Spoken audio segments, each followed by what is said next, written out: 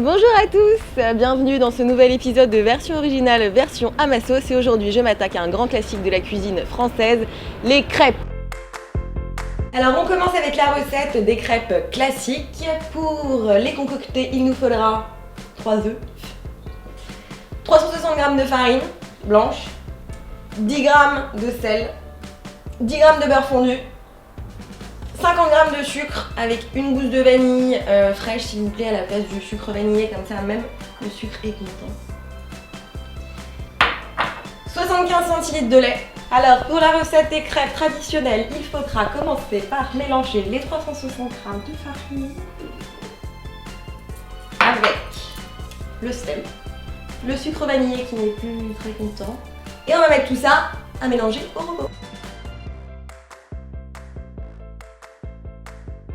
Une fois que tout est mélangé, on fait un petit puits et on met les œufs.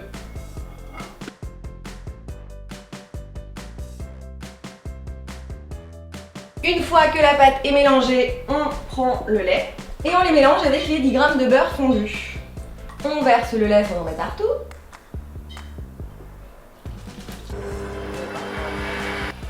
Et une fois que la pâte est bien liquide, on laisse reposer 1 heure au frigo. Prenez votre crêpière ou votre poêle et vous la graissez avec du beurre.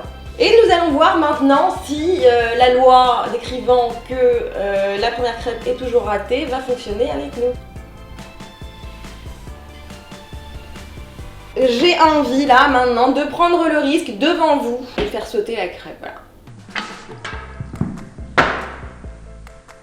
Alors, c'était très bien, mais c'était un peu trop. 1, 2, 3. Alors, dépendant si vous l'aimez crier, moins crier, croquante, dure, voilà, vous cuisez plus ou moins longtemps. Donc, une fois que la crêpe est cuite, nous la nappons du nappage de notre choix. Là, j'ai choisi la confiture de framboise. Vous comprendrez pourquoi dans la V à ma sauce. Et en fait, l'idée, c'est de venir napper une moitié de crêpe. Alors là, moi, ce que j'aime bien faire, c'est que j'en remets un petit peu, hein.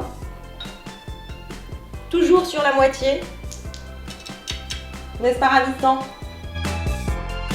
Donc nous arrivons au moment que je préfère, le moment de revisiter la recette à ma sauce, c'est-à-dire de la rendre plus saine, naturellement sans gluten, sans lactose et 100% bio. Alors, pour remplacer la farine blanche, j'ai utilisé 200 g de farine de riz complète et 100 g de farine de teff, naturellement sans gluten. Ça va donc remplacer la farine blanche et ça coûte pas plus cher en plus, hein. 3 œufs. Pour remplacer le beurre, j'ai utilisé 2 cuillères à soupe d'huile de noix de coco. Alors ça se présente sous cette forme, c'est-à-dire solide, hein, vous le voyez bien. Et comme le beurre, nous allons la placer au micro-ondes pendant 30 secondes afin qu'elle obtienne sa consistance liquide. Une pincée de sel. Et pour remplacer le lait de vache, j'ai utilisé un mélange lait de riz sans sucre ajouté et lait d'amande sans sucre ajouté aussi. Alors là, ça va être très simple parce que j'aime bien les choses simples.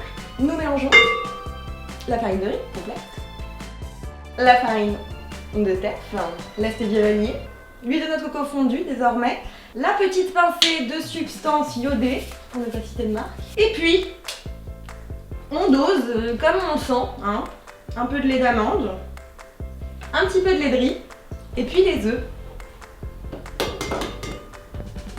Nous mixons.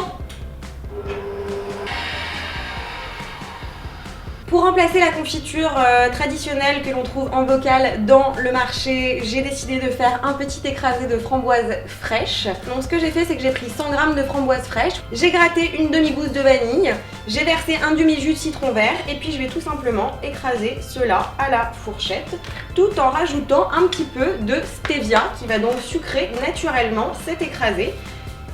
Au lieu de graisser ma poêle bien chaude au beurre, je vais la graisser à l'huile de noix de coco. Ça sent hyper bon.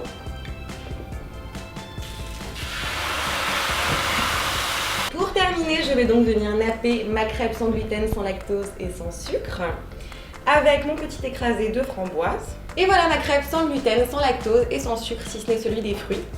Je l'ai joliment décorée de petites groseilles fraîches et de la gousse de vanille. Et on a 100 calories dans cette crêpe. pour 220 environ dans la première. Pas de gluten, pas de lactose et du bon gras. Bon appétit!